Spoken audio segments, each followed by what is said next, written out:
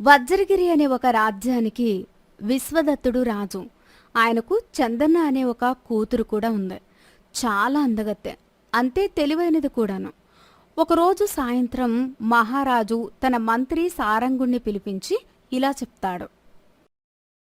మంత్రిగారు, మేము మా కుమార్తెకు వివాహం చేయాలని నిర్ణయించుకున్నాము. చాలా మంచి శుభవార్త చెప్పారు మహారాజా.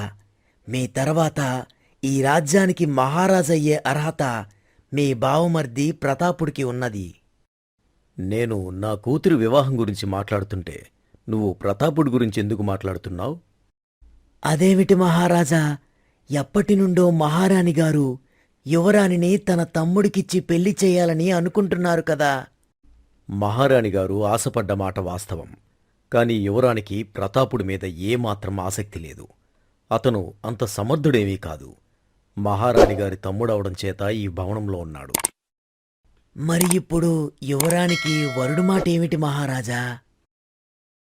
నా కుమార్తె చందనాదేవి ఎంత అందగత్తే, అంతకంటే గొప్ప అందగాన్ని ఆమెకు భర్తగా తీసుకురావాలి. అది మాత్రమే కాదు, ఆమె తెలివితేటలకు మించి ఆలోచించేవాడై ఉండాలి. కేవలం బుద్ధిబలం మాత్రమే కాదు, భుజబలం కూడా ఉండాలి. బలమైన బాహువులు, విశాలమైన ఛాతీ, 6 అడుగుల ఎత్తు ఉండాలి.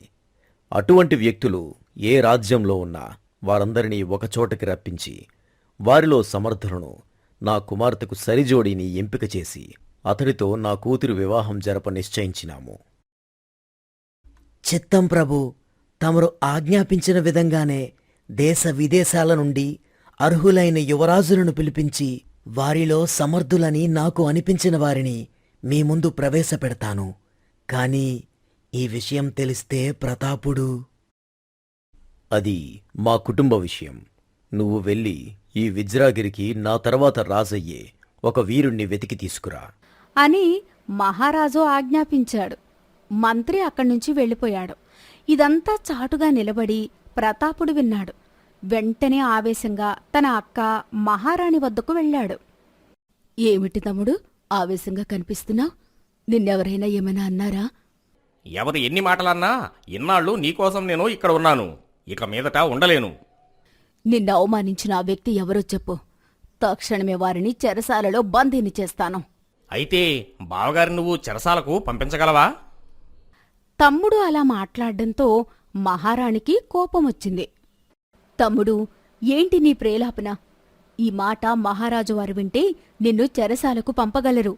అవును, ఇన్ని రోజులు మీకు నమ్మిన బంటుగా ఉండి మన తల్లిదండ్రులను వదిలేసి మీకు సేవలు చేస్తూ ఇక్కడ ఉన్నందుకు గాను మీరు నాకు ఇచ్చే బహుమానం. నన్ను బందీగా చెరసాలపాలు చేయండి. ఎవరో ముక్కు మొహం తెలియని వాడిని తీసుకుని వచ్చి చందనకి ఇచ్చి పెళ్లి చేసి ఈ సామ్రాజ్యానికి మహారాజుని చేయండి. తమ్ముడు, నువ్వు చెప్పదలుచుకున్న విషయం సూటిగా చెప్పు. బావగారు మంత్రిగారితో చెబుతుంటే విన్నాను. మన చందనకి వరుణ్ణి వెతకమని పంపించాడు. మహారాజుగారితో నేను మాట్లాడి చూస్తాను. చందన పుట్టినప్పుడే దానికి కాబోయే భర్త నువ్వే అని అనుకున్నాను నేను. నువ్వు ఈ విషయం గురించి చింతించకు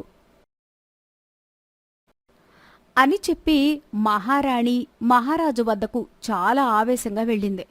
మూతి ముడుచుకొని మౌనంగా నిలుచుంది. మహారాజు ఆమెను చూశాడు. ఏమిటి మహారాణివారు, ఈరోజు చాలా అందంగా కనిపిస్తున్నారు.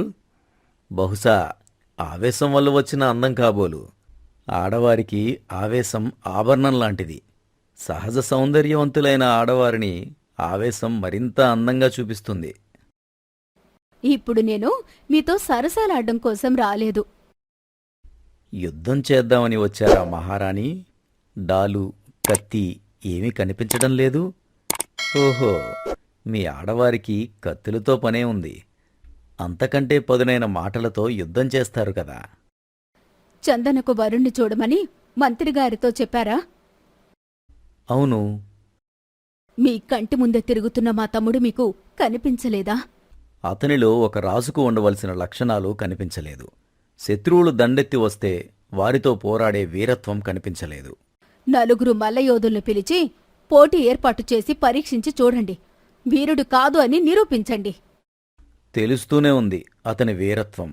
నిజమైన వీరుడు గోడచాటు చేరి ఎదుటివారి మాటలు వినడు. ఆ విన్న మాటలు పట్టుకొని వచ్చి ఆడవారి దగ్గర ముచ్చటించడు. నేరుగా నా దగ్గరకు వచ్చి నేను చందనను పెళ్లి చేసుకుంటాను అని అడిగేవాడు. ఇప్పుడు మనం మాట్లాడుకుంటున్న ఈ మాటలు కూడా ఆ పరదా పక్కన నిల్చుని వింటున్న మీ తమ్ముణ్ణి పిలిచి స్వయంగా నీవే తెలుసుకో అతని వీరత్వం ఏమిటో. మహారాజు అలా అనగానే పరదా చాటున ఉన్న ప్రతాపుడు అక్కడ్నుంచి వెళ్ళిపోయాడు. అతను వెళ్ళిపోవడం మహారాణి కూడా చూసిందే. అతనికి చిన్నప్పటినుంచి పెద్దలంటే గౌరవం, భయం. అందుకే నేరుగా మీ ముందుకు వచ్చి ఈ విషయం గురించి చర్చించలేకపోయాడు. అది గౌరవము, భయమూ కాదు.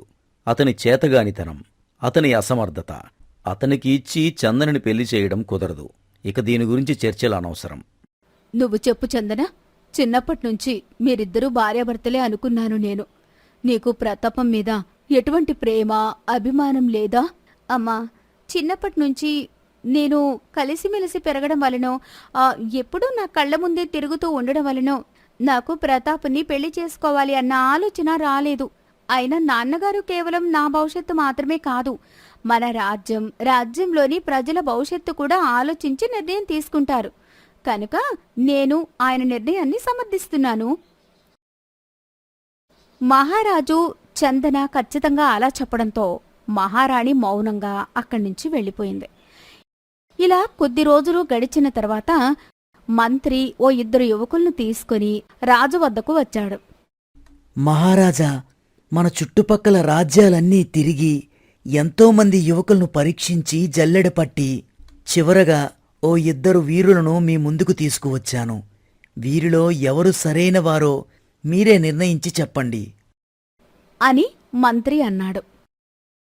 మహారాజా, ఇతని పేరు విక్రముడు. కామకొండ రాజ్యానికి కాబోయే వారసుడు. వారి తల్లిదండ్రులకు ఇతడు ఒకడే పుత్రుడు. అన్ని విద్యల్లో ఆరితేరినవాడు. ఎంతో తెలివైనవాడు.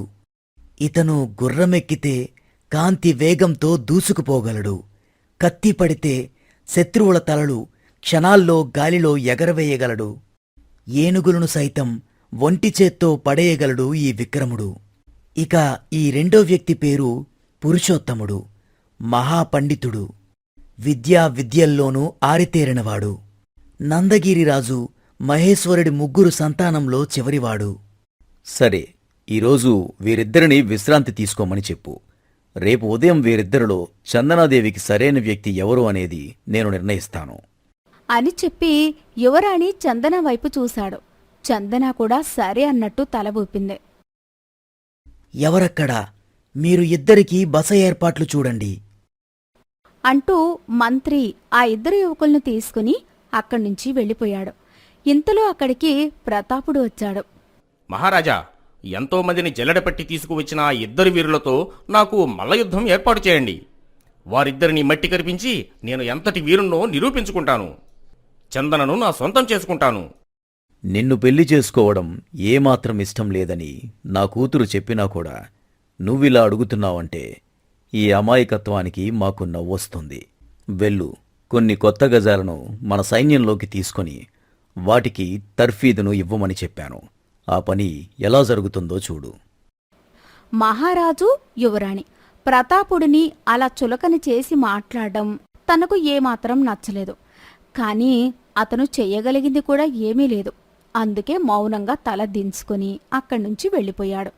ఇదంతా మహారాణి చూస్తూ ఉంది, కాని ఏమీ మాట్లాడలేదు. వారి భుజబలం, బుద్ధిబలం అన్నీ పరీక్షించిన తర్వాతే ఇక్కడికి తీసుకురావడం జరిగింది. వారిద్దరిలో విక్రముడు బహుపరాక్రమవంతుడని మంత్రి మాటల ద్వారా తెలుస్తూనే ఉంది. పైగా వారి తల్లిదండ్రులకు ఒక్కడే సంతానం, ఏ బాధలు లేనివాడు. పురుషోత్తముడు కంటే కూడా బలంగానూ అందంగానూ కనిపిస్తున్నాడు. రేపు ఉదయం వారితో మాట్లాడి వారి తెలివితేటలు ఏమాత్రం కూడా తెలుసుకుంటాను. నాకైతే విక్రముడే నీకు సరైనవాడు అని తోస్తున్నది. వారిద్దరిలో నీకు ఎవరైనా నచ్చారో చెప్పు. అతనితో నీ కళ్యాణ మహోత్సవం జరిపిస్తాను. అవును, నాకు కూడా ఆ విక్రముడే నచ్చాడు. అతను నీకు సరైన జోడి. ఇంకేం, మహారాణి మద్దతు కూడా అతనికే ఉన్నది. వారిద్దరినీ నేను కూడా ఇప్పుడే కదా నాన్న చూస్తున్నాను. నాకు కూడా రేపటి వరకు సమయం ఇవ్వండి, నా నిర్ణయం మీతో చెప్తాను అని చెప్పి యువరాణి అక్కడి నుంచి వెళ్ళిపోయింది. ఆ రోజు రాత్రి యువరాణి తన చెలికత్తెతో ఇలా మాట్లాడుతూ ఉంది. గిరిజ, ఆ ఇద్దరు యువకుల్లో ఎవరు మంచివారు అని నీ ఉద్దేశం? కళ్ళతో చూసి ఒడ్డు పొడుగు చెప్పగలం, కానీ మనసు ఎలాంటిదో చెప్పడం కష్టం యువరాణి. అవును, వాళ్ళతో ఒకసారి మాట్లాడితే గాని వారి మనసు ఏంటో మనకు తెలియదు, కానీ వారితో మాట్లాడమేలా? మీరు ఒంటరిగా వెళ్ళి వాళ్లను కలిసిన విషయం రాజుగారికి తెలిస్తే నన్ను ఉరి తీస్తారు యువరాణి. అందుకే నేను వెళ్ళను, ఒక భటుణ్ణి పంపి వారి గురించి తెలుసుకుంటా. భటుడా? ఎవరు వెళ్తారు? యువరాణి లోపలికి వెళ్లి కొంతసేపటి తర్వాత మారువేషంలో ఒక భటుడిగా వచ్చింది. అది చూసిన గిరిజ ఆశ్చర్యంతో, యువరాణి, మీరు ఈ వేషంలో అచ్చం మగాడిలానే ఉన్నారు. ఇప్పుడు నిన్ను ఎవరు ఉరి తీయరు, నువ్వు ఇక్కడే ఉండు, ఎవరైనా వస్తే నాలాగా మాట్లాడు అని చెప్పి యువరాజుల్ని కలవడానికి వెళ్ళింది. మొదటిగా విక్రముడి వద్దకు వెళ్ళింది. యువరాజా, మీరు మా రాజుగారికి అల్లుడవుతారు అనుకుంటున్నారా? ఖచ్చితంగా నేను చందనను వివాహం చేసుకుంటాను. అందులో ఎటువంటి సందేహం లేదు. అంత ఖచ్చితంగా ఎలా చెప్పగలరు? రేపొద్దున రాజుగారు సభలో మిమ్మల్ని ఎటువంటి ప్రశ్నలు వేస్తారో మీకు తెలుసా? ఒకవేళ మీరు ఆయనకి నచ్చిన సమాధానాలు చెప్పలేని పరిస్థితుల్లో ఏం చేస్తారు?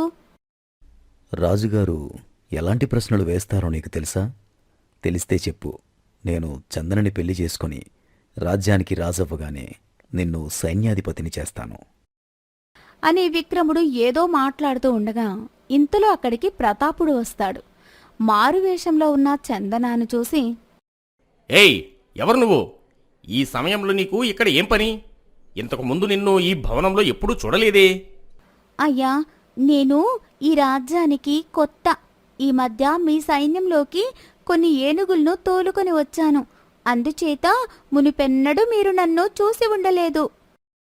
అయితే నీకు ఇక్కడేం పని? వెళ్ళు, ఆ ఏనుగుల దగ్గరికే వెళ్ళి చావు అని బెదిరించి చందనాను అక్కడ్నుంచి పంపించి వేశాడు. చందన అక్కడ్నుంచి పురుషోత్తముడు వద్దకు వెళ్ళింది. అయ్యా, మా యువరాణి గారిని పెళ్లి చేసుకోబోయేవారు మీరేనా? అది దైవ నిర్ణయం మీద ఆధారపడి ఉంది. ఆమెతో నాకు రాసిపెట్టి ఉందో లేదో రేపు ఉదయం తెలుస్తుంది. దైవంతో పని లేకుండా సులువుగా మా యువరాణిని సొంతం చేసుకునే మార్గం నా దగ్గర ఉంది. అది నీకు చెబుతాను. కానీ నాకేమిటి లాభం? నువ్వు నాకు ఆ రహస్యం చెప్పినట్టయితే నీకు ఈ రాజ్యాన్ని బహుమతిగా ఇస్తాను. నువ్వు వచ్చిందే ఈ రాజ్యం కోసం కదా? కాదు, యువరాణిని పెళ్లి చేసుకోవడమే నా లక్ష్యం. నిన్న ఆమెను చూడగానే ఆమెతో ప్రేమలో పడిపోయాను. అంత నచ్చిందా మా యువరాణి నీకు? ఆమెలో ఏం చూశారు తొలిచూపులోనే ప్రేమలో పడ్డానికి? ఎంత చూసినా తనివి తీరని అందం ఆమె సొంతం. అర్ధరాత్రి ఒంటరిగా మారువేషంలో తిరిగేంత ధైర్యం ఆమెకు మాత్రమే సాధ్యం. అంటే యువరాణి ఒక తిరుగుబోతు అనా నీ ఉద్దేశం? కాదు, ప్రేమించిన వాడి కోసం ప్రాణాలకైనా తెగిస్తుంది అని నా నమ్మకం. నీ గురించి నాన్నగారికి తెలిస్తే నీ ప్రాణాలు పోయే అవకాశం ఉంది. ఆ విషయం తెలుసా నీకు? నేను ప్రేమించిన నా చందనను సొంతం చేసుకోలేనప్పుడు ఈ ప్రాణం ఉంటే ఎంత, పోతే ఎంత? నేను మారువేషంలో వచ్చాను అని ఎలా కనిపెట్టావు? గత 3 సంవత్సరాలుగా నేను నిన్ను ప్రేమిస్తున్నాను. నీ నడక, నీ మాట, నువ్వు దగ్గరకొస్తే వచ్చే ఆ సువాసన, ఆ మాత్రం నిన్ను కనిపెట్టలేనా? సరే, మన విషయం కోటలో ఎవరికీ తెలియకూడదు, ముఖ్యంగా ప్రతాపుడికి. అతను ఇక్కడే తిరుగుతున్నాడు. నువ్వు జాగ్రత్తగా ఉండు. ఉదయాన్నే నేను నాన్నగారితో మాట్లాడి నువ్వేం చెయ్యాలో నీకు కబురు పంపుతాను. ఇక నేను వెళ్తాను. మరి కాసేపు నాతో ఇక్కడే ఉండొచ్చు కదా? జీవితాంతం కలిసి ఉండాలి అంటే ఈ కాస్త ఎడబాటు తప్పదు అని చెప్పి చందన అక్కడ్నుంచి వెళ్ళిపోయింది. ప్రతాపుడు విక్రమార్కుడితో ఇలా మాట్లాడుతున్నాడు. నువ్వు నా మనిషి అని ఇక్కడ ఎవరికీ తెలియకూడదు. రేపు ఉదయం నువ్వేం చేయాలో వివరంగా చెబుతాను. అందరినీ ఓ కంట కనిపెట్టి ఉండు అని చెప్పి ప్రతాపుడు అక్కడ్నుంచి వెళ్ళిపోయాడు. మరోచోట యువరాణి మంత్రితో ఇలా మాట్లాడుతూ ఉంది. ఇప్పటి వరకు అంతా మనమనుకున్నట్టే జరుగుతోంది. ఇక మీదటి కూడా అలాగే జరగాలి. ఏ ఒక్కరికి మన మీద అనుమానం రాకూడదు. అమ్మా, ఈ విషయం మీకు నాకు తప్ప మూడో కంటికి తెలియదు. మీరు నన్ను నమ్మండి. రేపు తెల్లవారుజామున మీరు అనుకున్నది అనుకున్నట్టుగానే జరుగుతుంది. మీకు ఎటువంటి సందేహం వద్దు. సరే మంత్రిగారు, బాగా పొద్దుపోయింది. ఇక మీరు వెళ్ళండి. జాగ్రత్త, ఎవరికంటా పడకుండా వెళ్ళండి అని మహారాణి చెప్పగానే మంత్రి అక్కడ్నుంచి వెళ్ళిపోయాడు. ఆ రాత్రి తెల్లవారింది. సూర్యుడు మేఘాల మధ్యలో నుండి మెల్లిగా బయటకొస్తున్నాడు. గిరిజ మహారాజును నిద్ర లేపడానికి రాజుగారి గదిలోకి వెళ్ళింది. మహారాజుగారు రక్తపు మడుగులో పడి ఉన్నాడు. అది చూసి ఆమె భయంతో పెద్దగా అరిచింది. భవనంలో ఉన్న వారందరూ అక్కడికి పరుగున వచ్చారు. మహారాజు శవాన్ని చూసి అందరూ ఆశ్చర్యపోయారు. రక్తం అడుగులో ఉన్న రాజును చూసి ఎవరికీ నోట మాట రాలేదు. మహారాణి చందన, ప్రతాపుడు, విక్రముడు, పురుషోత్తముడు, మంత్రి, యువరాణి సేవకురాలు గిరిజ అందరూ అక్కడే ఉన్నారు. ఎవరక్కడ? కోట చుట్టూ కాపలా వాళ్లను అప్రమత్తం చెయ్యండి. కోటలో నుండి ఒక్క ప్రాణి కూడా బయటకు వెళ్లడానికి వీల్లేదు. నాన్నగారిని చంపిన హంతకులు ఇక్కడే ఉన్నారు. వారిని తక్షణమే పట్టుకోవాలి, లేకపోతే తప్పించుకునే అవకాశం ఉంది అని యువరాణి ఆజ్ఞాపించింది. ఇంత పెద్ద కోటలో ఇంతమంది కాపలా వారు ఉండగా హంతకులు లోపలికి ఎలా వచ్చారు? అది కూడా మహారాజు గారి ప్రత్యేక గదిలోకి వచ్చి ఎలా హత్య చేయగలిగారు? ఈ కుట్టులో భవనం లోపల ఉన్న వారి హస్తం కూడా ఉందని నా అనుమానం. ఖచ్చితంగా మీ అనుమానం నిజమే మహారాణి గారు. లోపల ఉన్నవారి సహాయం లేకపోతే బయటవారు, కొత్త వ్యక్తులు మహారాజు గారి గదిలోకి వచ్చే అవకాశం లేదు.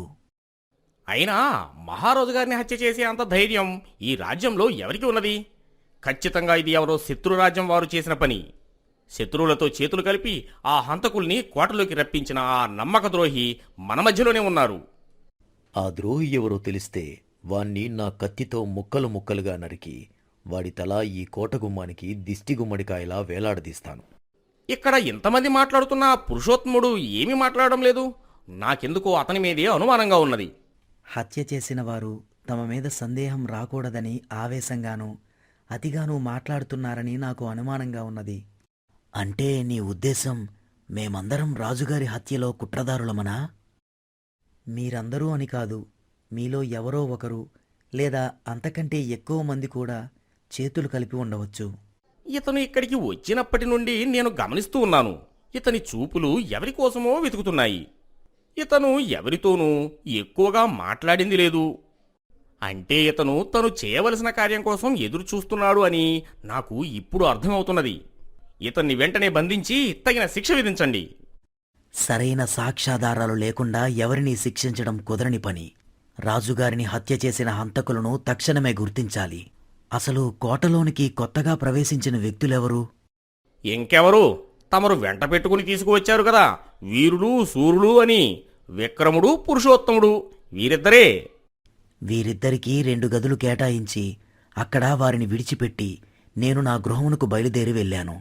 ఆ తర్వాత వీరు తమ గదిలో నుండి వెలుపలికి వచ్చినట్లయితే అక్కడ ఉన్న ద్వారపాలకులకు తప్పక తెలుస్తుంది. వారిని విచారించండి. అయ్యా, నేను రాత్రి పురుషోత్తముని గది వద్ద కాపలాగా ఉన్నాను. అతను గదిలో నుండి బయటికి రాలేదు. అతని గదిలోకి ఎవరు వెళ్ళలేదు. అయ్యా, రాత్రే నేను విక్రముడి గది వద్ద కాపలా ఉన్నాను. అక్కడికి ఈ ప్రతాపుడు తప్ప మరే వ్యక్తి రాలేదు. కానీ గదిలో నుంచి ఓ కొత్త వ్యక్తి మాత్రం బయటకొచ్చాడు. కొత్త వ్యక్తి ఎవరు? అతను అయినా లోపలికి వెళ్ళని వ్యక్తి బయటికెలా వచ్చాడు? ఇదేనా నువ్వు కాసే కాపలా? గదిలోకి ఎలా ప్రవేశించుంటాడు నీకు తెలియకుండా? అయ్యా, నేను అతన్ని అడుగుదామని అనుకున్నాను. కానీ ఆ సమయంలో ఈ ప్రతాపుడు అతన్ని అక్కడి నుండి వెళ్ళిపోమని ఆజ్ఞాపించాడు. అతను వెంటనే అక్కడి నుంచి వెళ్ళిపోయాడు. అయినా రాత్రి సమయంలో మీకు విక్రముడి గదిలో పనేమిటి? అర్ధరాత్రి సమయంలో కొత్త వ్యక్తి రాజభవనం లోపల కనిపిస్తే అతన్ని అలా ఎలా వదిలేస్తారు? అంటే ఏమిటి? తమరు నన్నే అనుమానిస్తున్నారా? నేను వీరికి కనీస సౌకర్యాలు ఉన్నాయా లేవా అని పరీక్షించడానికి వెళ్ళాను. అదే సమయంలో ఓ కొత్త వ్యక్తి అక్కడ ఉన్నాడు. నేను అతన్ని అడిగాను, ఎవరు నువ్వు అని. కోటలోకి కొత్త ఏనుగులు తీసుకొచ్చిన మావటి వాడిని చెప్పాడు. ఏనుగులతో చిన్న మామిటికి అంతఃపురంలో లోపల పని ఏంటి? వాడు ఏ ఉద్దేశంతో లోపలికొచ్చుంటాడు? వచ్చిన విక్రముడి వద్దకు ఎందుకు వెళ్ళాడు? అతన్ని నువ్వెందుకు బంధించలేదు? ప్రతాప్, నిజం చెప్పు. అక్క, నువ్వు కూడా నన్ను అనుమానిస్తున్నావా? అతను నేను మావటిని దారి తప్పి పొరపాటుగా ఇటువైపు వచ్చాను అని చెప్పాడు. అందుకే అతన్ని వదిలేశాను. ఇటువైపు రాకు అని మందలించాను కూడా. మావటి రూపంలో వచ్చిన మాయావి మహారాజు గారిని హత్య చేశాడేమో అని నాకనిపిస్తూ ఉంది. ఆ మాటతో యువరాణికి కంగారు పడింది. గిరిజ యువరాణి వైపు చూసింది. యువరాణి గిరిజను ఏమీ చెప్పొద్దు అన్నట్టు కళ్లతో సైగ చేసింది. ఎవరక్కడా? నిన్న కోటలోకి ఏనుగులతో వచ్చిన ఆ మావటివాడు ఎక్కడున్నా వెంటనే పట్టుకొని ఇక్కడికి తీసుకురండి. మర్యాదలు ఎలా ఉన్నాయో పరీక్షించడానికి మధ్యరాత్రిలో వెళ్లవలసిన అవసరం ఏముందో ప్రతాపుడే సెలవివ్వాలి. మహారాజుగారికి కాబోయే అల్లుళ్ళు ఈ రాజ్యానికి కాబోయే రాజులు అయిన వారికి మర్యాద మాత్రమే కాదు, వారి రక్షణ కూడా మన బాధ్యత కదా. అందుకనే వెళ్ళాను. ఆ మర్యాద కేవలం విక్రముడికి మాత్రమేనా? తమరు నా గదిలోకి రాలేదు, నా యోగక్షేమాలు తెలుసుకోవాలని మీకు అనిపించలేదా? మర్యాద గలవారికి నాలాంటి వీరుల యోగక్షేమాలు తెలుసుకోవడం వారి బాధ్యత, నీలాంటి దద్దమ్మలకు కాదు. మర్యాదనో లేక మహారాజుగారిని మట్టుపెట్టే మాయనో ఎవరికి తెలుసు? మాటలు అదుపులో పెట్టుకో. మా బావగారు అయిన మహారాజుగారిని హత్య చేయాల్సిన అవసరం నాకేముంది? ఇంతలో అక్కడికి రక్షక భటుడు 50 ఏళ్ల వ్యక్తిని వెంట పెట్టుకుని వచ్చాడు. అతన్ని చూసి మంత్రి ఇలా అడిగాడు. ఎవరితను? అయ్యా, నా పేరు చెంచడు. నిన్న కోటలోకి ఏనుగులు తోలుకొచ్చింది నేనే. పగలంతా బాగా నడిచేసరికి కాళ్ళు పీకుతూ ఉండే. అందుకే పందలకాడే పడుకొని నిద్రపోయాను. అసలు నేను ఈ అంతఃపురం సాయి రానేలేదు దొరా. నాకు ఏ పాపం తెలీదు. నన్ను మన్నించి వదిలేయండి మహాప్రభు. ఇతను మావటివాడా?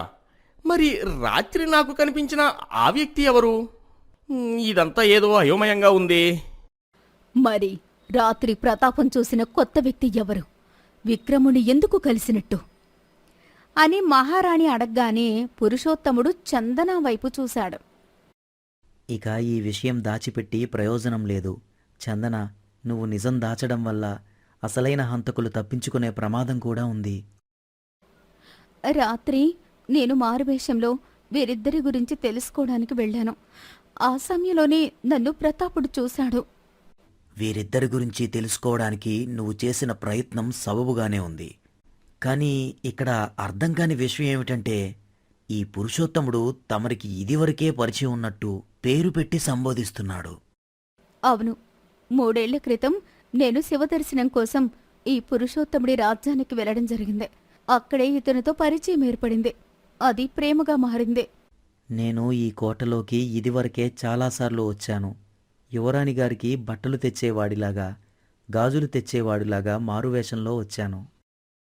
అంటే ఇంతకాలం మీరు మమ్మల్ని మోసగించారా? ఇప్పుడు సమస్య అది కాదు మహారాణి. రాజుగారిని హత్య చేసింది ఎవరు? ఈ ప్రశ్నకు సమాధానం ప్రతాపుడే చెప్పాలి. అర్ధరాత్రి విక్రముడి గదికి ఎందుకు వెళ్ళినట్టు? నేను ఇదివరకే చెప్పాను కదా. అది అబద్ధమని మీ కళ్ళు స్పష్టంగా చెబుతున్నాయి. ఇప్పటికైనా నిజం చెప్పు. ఈ విక్రమార్కుడు తమరు నియమించిన వ్యక్తి. మీరిద్దరూ కలిసే రాత్రి రాజుగారిని... లేదు, రాజుగారిని నేను హత్య చేయలేదు. ఇతను నేను నియమించిన మనిషే. అతడు చందనని పెళ్లి చేసుకున్న రోజే కనిపించకుండా వెళ్ళిపోతాడు. అవమానంతో మహారాజు కుంగిపోతాడు. అప్పుడు నేను యువరాణిని పెళ్లి చేసుకుని రాజునవుతాను. దీని గురించి మాట్లాడడానికి అతని వద్దకు వెళ్ళాను. అంతేగాని రాజుగారిని నేను హత్య చేయలేదు. మా ప్రేమ విషయం ఉదయం నిద్రలేవగానే నాన్నగారికి చెప్పి పురుషోత్తముణ్ణి ఆయనకు పరిచయం చెయ్యాలి అనుకున్నాను. ఈ విషయం ఎవరికీ తెలియకూడదని చెప్పడానికి నేను అతని గదికి వెళ్ళాను. ఈ విక్రమార్కుడు కేవలం ఒక ఆటబొమ్మ మాత్రమే. ఇక మిగిలింది మంత్రిగారు, మహారాణి. మీ అతి తెలివితేటలు ప్రదర్శించకు. బయట నుంచి వచ్చింది నువ్వు. తప్పించుకోవడానికి పెత్తనం మీద వేసుకుని నన్నే నిందితురాల్ని చేస్తున్నావా? యువరాణి కోసం, రాజ్యం కోసం నువ్వే మహారాజుని చంపి ఉంటావు. ఒక్క చందన తప్ప మిగతా అందరూ పురుషోత్తముడే హంతకుడు అని నిర్ధారించారు. ఇతన్ని తీసుకువెళ్లి చెరసాలలో అందించండి అని ఆజ్ఞాపించాడు. 2 భటులు వచ్చి పురుషోత్తముణ్ణి పట్టుకున్నారు. ఈడ్చుకు వెళ్ళండి వాణ్ణి. ఉరిశిక్షకు సిద్ధం చేయండి. పరిస్థితులన్నీ తమకు వ్యతిరేకంగా ఉండడంతో చందన ఏమీ చెయ్యలేక మౌనంగా ఉండిపోయింది. గుండెలోని బాధ కళ్ళలో నుంచి బయటకు రాకుండా ఉండాలని ప్రయత్నిస్తూ ఉంది. ఇంతలో చచ్చి పడి ఉన్న రాజు పైకి లేచాడు. అందరూ ఒక్కసారి ఆశ్చర్యంతో రాజు వైపు చూస్తూ ఉన్నారు. మహారాజు నవ్వుతూ ఇలా అన్నాడు. కాసేపు చచ్చిన వాళ్ళ నటిద్దాం అనుకున్నాను. మగతగా నిద్ర పట్టేసింది. కానీ మీ మాటలన్నీ వినబడుతూనే ఉన్నాయి. ఎక్కడ ఈ గిరిజ వాళ్ళ నాటకం బయటపడిపోతుందో అనుకున్నాను. పర్వాలేదు, ఆమె కూడా బాగానే నటించింది. మా తర్వాత నా రాజ్యాన్ని ఏలబోయేవాడు ఏమాత్రం ప్రతిభావంతుడో ఒక సమస్యను ఎలా ఎదుర్కొంటాడో చూద్దామని ఈ నాటకం ఆడాను. ఒక రకంగా వీళ్ళిద్దరికీ నేను పరీక్ష పెట్టాను. కానీ నా చుట్టూ ఉండి నాకే గోతులు తవ్వుతున్న వారందరూ బయటపడ్డారు. నా అనుకున్న వాళ్ళందరూ నన్ను మోసం చేశారు. నాన్న, అది నేను ఈ విషయం గురించి మీతో ఈరోజు చెప్దామని అనుకున్నాను. నువ్వు మారువేషంలో వెళ్ళిన మరుక్షణం గిరిజ నా వద్దకు వచ్చి జరిగింది మొత్తం చెప్పింది. ఏం జరుగుతుందో చూద్దామని నేను కూడా మెల్లగా నీ వెనకనే వచ్చాను. అప్పుడే తెలిసింది ప్రతాపుడు విక్రముడు కలిసి చేస్తున్న కుట్ర నీకు పురుషోత్తముడికి మధ్య నడుస్తున్న ప్రేమాయణం. ఇక అన్నిటికంటే ముఖ్యమైనది నా జీవిత భాగస్వామి, నా ప్రియమైన మంత్రివర్యులు కలిసి ఏదో పన్నాగం పన్నారు. ఇందాక పురుషోత్తముడు అడిగితే నువ్వు చెప్పలేదు. ఇప్పుడు నేను అడుగుతున్నాను, నిజం చెబుతారా లేక చెరసాలకు వెళ్తారా? నన్ను క్షమించండి మహారాజా, ఇందులో నా తప్పేమీ లేదు. మహారాణి గారే ఆ మందు తెప్పించమన్నారు. అవును మహారాజా, చందన పెళ్లి విషయంలో మీరు నా మాట వినట్లేదని మా రాజ్యంలోని ఓ మాంత్రికుడి దగ్గర నుంచి మంత్రించిన మందు తీసుకుని రమ్మని మంత్రితో చెప్పాను. ఈ మందు మీకు పాలల్లో కలిపి ఇస్తే మీరు ఎప్పటికీ నా మాట కాదనరు అని మా వదిన చెప్పింది. రాత్రి మంత్రిగారు ఆ మందు తీసుకువచ్చి ఇచ్చాడు. ఉదయాన్నే మీరు తాగే పాలల్లో కలపాలి అనుకున్నాను. ఇప్పుడు జరిగిన సంఘటన వల్ల నాకు బుద్ధి వచ్చిందే. మీరు మీలాగే ఉండండి, నాకంతే చాలు. 1 గంట సేపు మీరు లేని జీవితం చూశాను. నేను బ్రతికి ఉండగా ఇటువంటి పరిస్థితి నాకు రాకూడదు అని ఆ దేవుణ్ణి ప్రార్థిస్తున్నాను. నన్ను క్షమించండి అని జరిగింది మొత్తం చెప్పేసింది మహారాణి. మీ అమాయకత్వం చూస్తుంటే నాకు నవ్వొస్తుంది మహారాణి. నీ మీద నాకు ఎటువంటి కోపం లేదు. ఈ విక్రముడిని ప్రతాపుడిని తీసుకువెళ్లి చెరసాలలో బంధించండి. చందనాదేవికి పురుషోత్తముడికి వివాహ మహోత్సవానికి పనులు ప్రారంభించండి. అలా రాజు తెలివిగా ప్రవర్తించి పురుషోత్తముడు లాంటి ఓ మంచి వ్యక్తిని తన అల్లుడుగా చేసుకున్నాడు.